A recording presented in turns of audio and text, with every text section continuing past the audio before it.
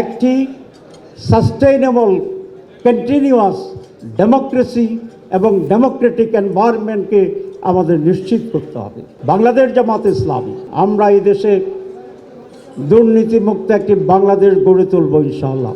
এই শুভলগ্নে আপনাদের সবাইকে রমজানুল মুবারকের অভিনন্দন জানাচ্ছি এবং অ্যাডভান্স ঈদ মোবারকবাদ জানাচ্ছি। আল্লাহ রাব্বুল আলামিন মুসলমানদেরকে বলেছেন, কুনতুম খায়রা উম্মাতিন উখরিজাত লিন-নাস তা'মুরুনা বিল মারুফ ওয়া তানহাউনা আনিল মুনকার ওয়া তু'মিনুনা বিল্লাহ।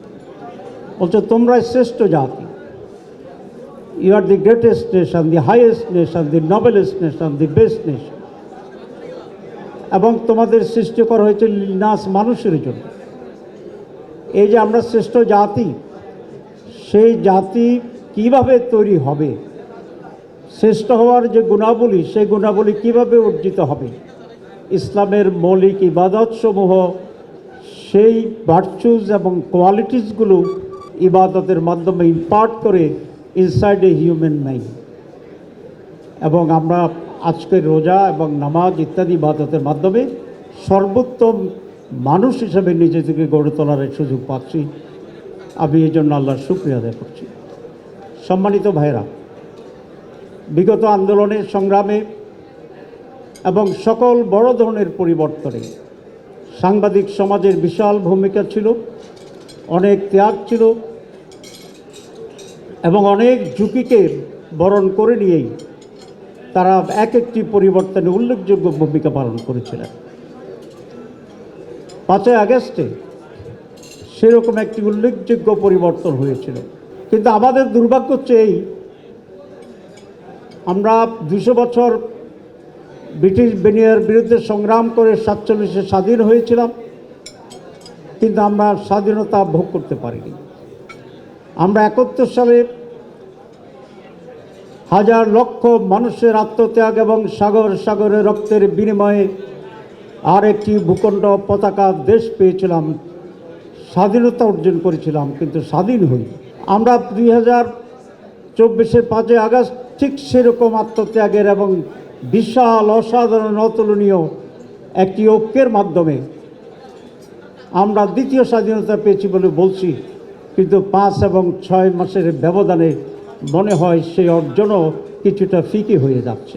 এটি আজকে আমাদের মনোযোগ দিয়ে বিশ্লেষণের প্রয়োজন যে আমরা আত্মত্যাগ করি, আমরা জীবন দেই, আমরা সাহসিকতা এবং ঐক্যের প্রমাণ বারবার রাখি, কিন্তু আমরা লক্ষ্যে যেতে পারি না কেন?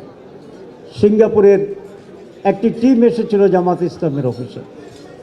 আমি জিজ্ঞাসা করেছিলাম, সিঙ্গাপুরে যে স্মল সিটি স্টেট, যে তোমরা এত অল্প সময় 67-র পরে তোমরা এত উন্নত হলে কী করে?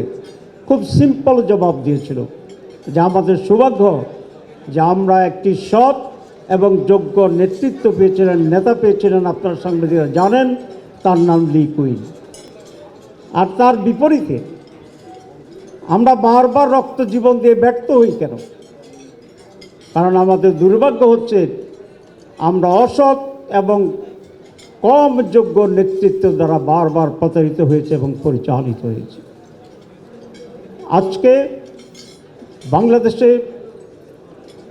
যদি সেরকম একটি স্থায়ী পরিবর্তন দরকার, তাহলে দুর্নীতিমুক্ত বাংলাদেশ গড়ে তুলতে হবে। সেই জন্য বাংলাদেশের স্বাধীনতার সার্বভৌমত্বের ব্যাপারে আপসহীন ঐক্য থাকতে হবে। একটি সাস্টেইনেবল কন্টিনিউয়াস ডেমোক্রেসি এবং ডেমোক্রেটিক এনভায়রনমেন্টকে আমাদের নিশ্চিত করতে হবে এবং বাংলাদেশে একটি অবাধ সুষ্ঠু নির্বাচনকে নিশ্চিত করেই আগামী দিন আমাদের অগ্রসর হতে হবে। এই 4টি পয়েন্ট আজকে জাতীয় ঐক্য অত্যন্ত জরুরি। কে বলবেন যে আমরা দুর্নীতিমুক্ত হতে চাই না? কে বলবেন আমি ডেমোক্রেসি চাই না? আমরা সকলেই বলছি।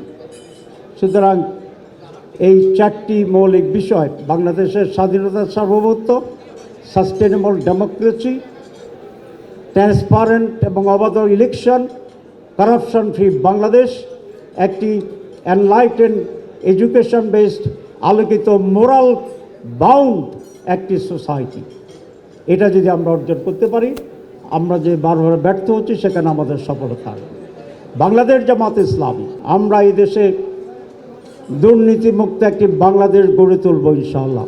আমরা প্রমাণ করেছি। অনেকে বলে জামাত ইসলাম কি দেশ চালাতে পারবে না? পারবে। ইয়েস, কেন পারবে?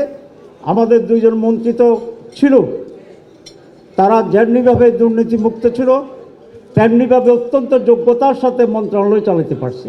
তো দুইজন যদি পারে, আর 10 জন দিলে পারবে না কেন?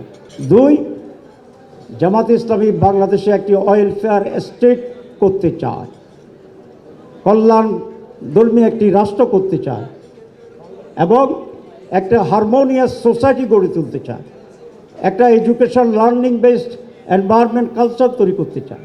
আমরা যদি সেই সুযোগ পাই, জাতি যদি আমাদেরকে সেই সুযোগ দেয়, তাহলে আমরা একটি সমৃদ্ধ নতুন বাংলাদেশ গড়তে সক্ষম হব ইনশাআল্লাহ।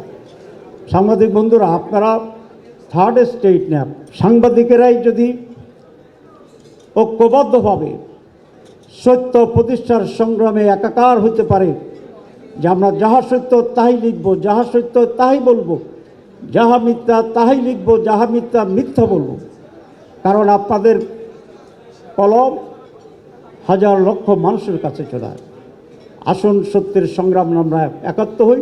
আমরা একটিবার এক্সপেরিমেন্টালি বাংলাদেশকে কাঙ্ক্ষিত বাংলাদেশে রূপান্তরিত করতে পারি কিনা সেই ব্যাপারে ঐক্যবদ্ধ হই এবং সেক্ষেত্রে জামাত ইসলামী বাংলাদেশ এবং বাংলাদেশ আপনাদের সার্বিক সহযোগিতা কামনা করে।